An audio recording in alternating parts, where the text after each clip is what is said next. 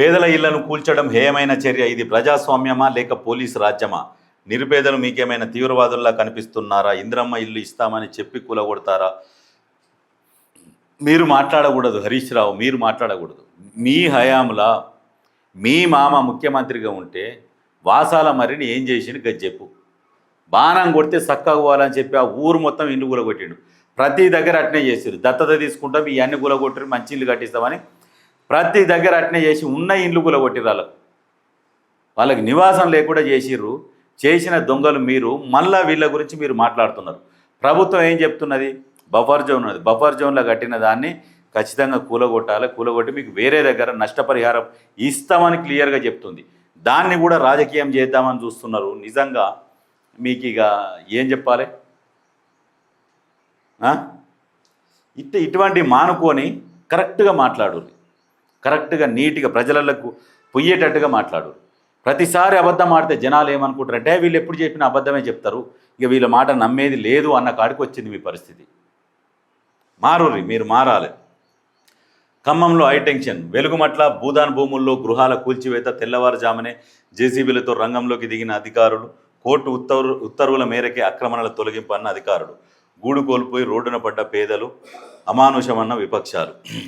Bhoodan board ప్రభుత్వానికి సంబంధించింది కాదు. భూదాన్ యజ్ఞ బోర్డు ఎందుకంటే భూములు లేని పేదలకు భూములు వంచడం కోసం అనేది ఒక బోర్డు ఏర్పడి ఆ బోర్డుకు భూస్వాములు భూమి దానం చేసేది. ఆ తీసుకున్న భూమిని పేదలకు వంచేది. అటువంటి భూములని అన్ని ఇట్లా కబ్జాలు పెట్టిస్తారు అన్నట్టు ఈ రాజకీయ నాయకులు. పేదలు ఎక్కడ కూడా ఒకేసారి అందరు కలిసి ఒక దగ్గర గుడిసెలు వేసుకున్న దాఖలాలు ఏముండవు. ప్రభుత్వం ఇందిరమ్మ ఇస్తూనే ఉన్నది. ఎందుకు ఇస్తున్నది ఇందిరమ్మ? నిరుపేదలైనటువంటి వాళ్లకు, ఇండ్లు లేని వాళ్లకు ఇందిరమ్మ ఇండ్లు ఇస్తున్నది. ఇస్తున్నప్పుడు మళ్ళా భూదాన్ బోర్డుకు సంబంధించిన వాళ్ళ భూములు కబ్జా చేస్తామంటే వాళ్ళు కోర్టుకు పోయిర్రు. వాళ్ళ నిర్ణయం మేరకే, భూదాన్ బోర్డు ఆదేశాల మేరకే భూములు స్వాధీనం అని చెప్పేసి చెప్తున్నారు. వాళ్ళు స్వచ్ఛందంగా వాళ్ళు అలాట్ చేయాలి కదా. వాళ్ళ భూములలో పోతే దానికి ప్రభుత్వానికి ముడిపెడుతురు. ఇట్లాంటి రాజకీయాలు మానుకోరు. భూదానికి సపరేట్ బోర్డు ఉంటుంది. అది రేవంత్ సర్కారును సొంత పార్టీ నేతలే కూలుస్తారు. ఇక్కడ కూడా కర్ణాటక తరహాలో అసమ్మతి. బండి సంజయ్. హిందువులపై దాడులు జరుగుతున్నా సోయి లేదా? హిందువులపై దాడులు ఎప్పుడు జరుగుతాయి? ఎలక్షన్లప్పుడే జరుగుతాయి. అవి మరి ఎవరు దాడి చేపిస్తున్నారు ఏందనేది మరి ఈ బండి సంజయ్ కూడా తెలియాలి. మిగతా టైంలో దాడులు ఎందుకు జరుగుతారు? ఎలక్షన్ల సమయంలోనే ఎందుకు జరుగుతాయి? అంటే ఈ రకంగా మాట్లాడి బురద జల్లితే అయిపోతుందా? నేను వస్తా ఏమంటుండు? బన్సువాడలో అక్రమ అరెస్టులు. ఆపకపోతే నేనే వస్తా, అంతు చూస్తా. బండి బోర్లేసి అద్దాలు ధ్వంసం చేసింది ఎవరు? కార్యకర్తలను రెచ్చగొట్టింది ఎవరు? అది కూడా ఆలోచన చేయాలి కదా మరి. అది చేయరు.